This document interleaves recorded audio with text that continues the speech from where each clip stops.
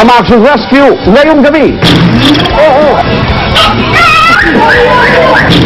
Fans, best friend at iba pang alagang hayop, bawal sa mga resettlement area sa Marikina.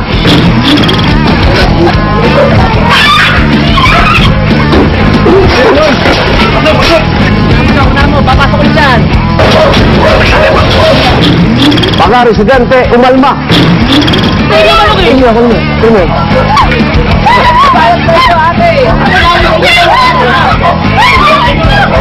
Ako na bahala. Hindi pa nga ako naghihilamot. Naghihilamot ko ito. Tunog sumiklap sa Barangay Culiac sa Quezon City. Mahigit 1,000 bahay na abo.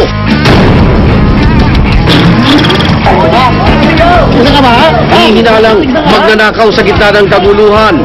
Kinuyog ng taong bayan.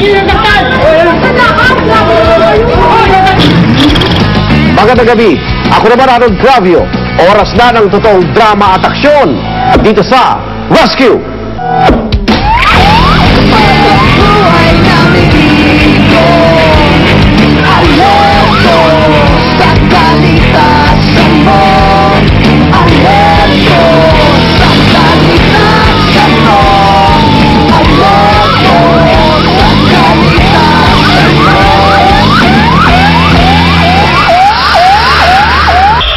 Sa mga resettlement area sa Marikina, bawal ang mag-alaga ng aso at iba pang hayop. Bukod kasi sa banta ng rabies, hindi rin daw angkop ang lugar para maalagaan silang mabuti. Pero paano ka ba magpapaalam kay bantay na naging bahagi na ng iyong buhay?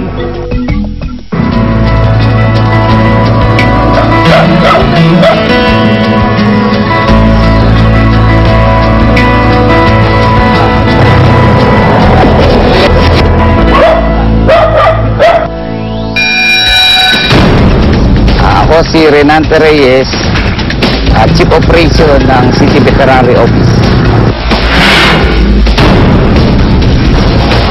Ito ang sinaorder nyo para sa operation natin ngayon na araw na ito.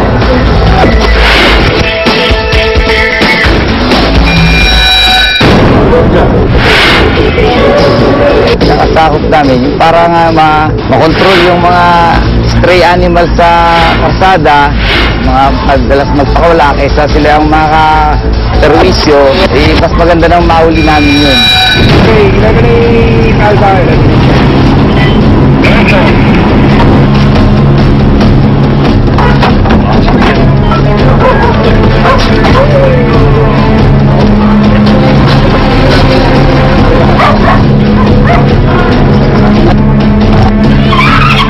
Kaya sa mga resettlement area, hindi sila pinapayagan mag-alaga ng mga aso dahil unang-una, maliit na yung kanilang tinitiran, madami na silang, sa pamilya nila marami.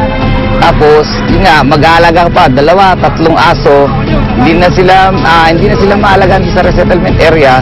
At kung sakaling mauli, talagang hindi na namin pinatutubos. Alam nila ang bawal dito eh. Wala na po, nahuli na po. Mauli na tayo.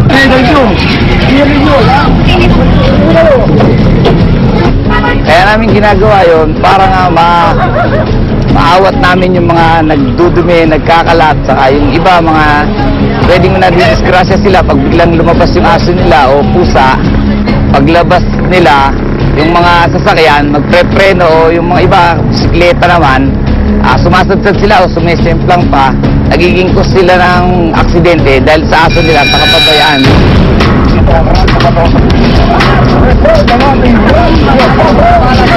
Hoy, ako na bahala. Nakuwala sa inyo, Ako na nga bahala. May sakit nga ako. Kaya nga doon lang ako dito. Ako na bahala. Hindi na, bawal po kasi sa inyo mag-alaga dito. Sige. Okay na. Kahit ka to. Hindi dito. Sige. Yung pakikilaman. Sige po, okay na po. Ako nga ako ninyo, sir. Hindi pa nga ako naghihilamot. Naghihilamot ko ito. Kaya nga, bawal nga ako sa inyo.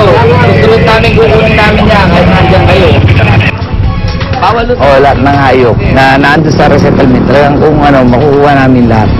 Aso, pusa, pagka yung iba naman nakita na nawakan na nung may-ari, magiging di naman makatao naman yung kung makikipag-agawan tamanok na gano'n. Kaya pag pumasok siya sa iskinita, hindi mo naman alam kung sino may-ari.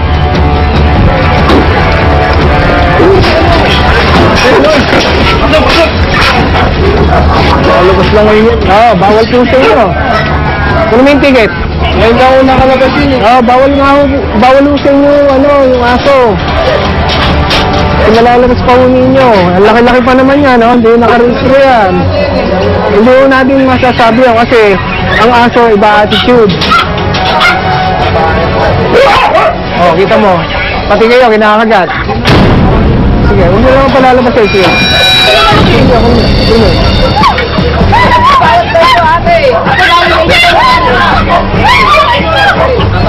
Sige mo na. Sige na. Huwag mo na huwag ka na magana. Baka madumanda ka pa. Kunin mo yung ticket. Dito naman yun. Bawal mo doon sa, labas. Nandito naman yung kalooban yan, Hindi ko alam ang ano ko yan. Bahala kayo. Sinabihan na rin namin dati yun, alam na nila. Kaya lang, matitigas ang ulo. Hindi naman po kami namin ipagtalo eh. Basta, pasok na. Pasensya na po. May reklamo siya eh. Re-reklamo yung kapitbahay. Yan, narinig na? Ayan. Ito sa gabi yan. Yung aso na yan. Uli. Alam naman nila bawal dito sa settlement ang mag-alaga ng aso. May issue yan. Ayan. Ano na lang, yung picture. Magandang araw.